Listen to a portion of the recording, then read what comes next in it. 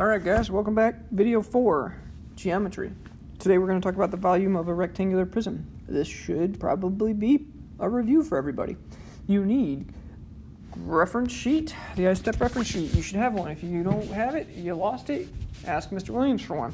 Also, you need graphic organizer number 2 and you need side number 2. Okay? Your objective for this video, as a student, you should be able to calculate the volume of a rectangular prism.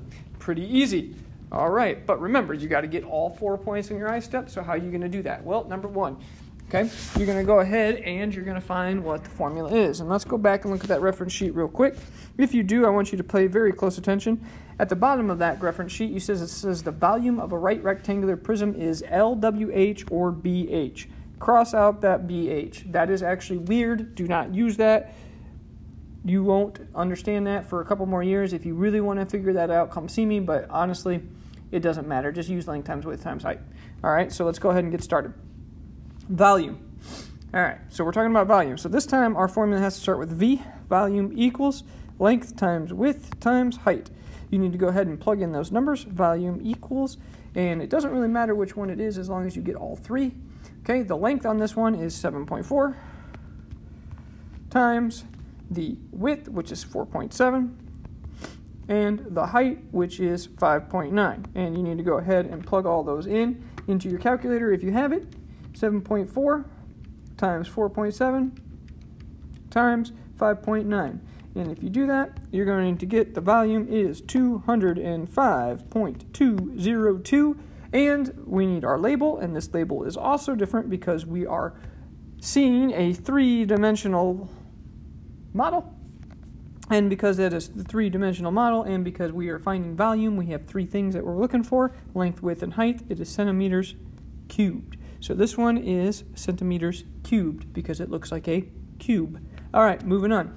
Example number 2. All right, volume once again equals length times width times height.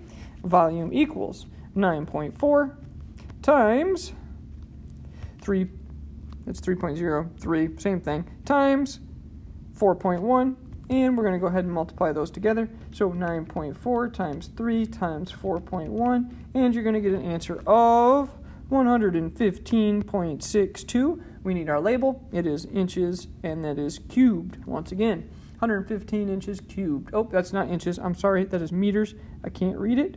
It's too small. Meters cubed. Sorry about that. All right. Man, I would have lost that point. Example number 3. I think this is our last example for this video, which means I'm going really nice and quick videos. All right, volume equals length times width times height. Okay, go ahead and plug in your numbers. Volume equals, we're going to say 9.4 times 2.5 times 6.6. All right, go ahead and plug those in. You got a calculator? I got a calculator. Let's all do it. And let's see if we get the same thing, because I sometimes make a mistake. 155.1. Volume equals 155.1 meters cubed. That's the volume, 155.1 meters cubed. That's all you need to do. Ladies and gentlemen, that's it. Here we go. All right, your independent practice. You need to do these 2 right now.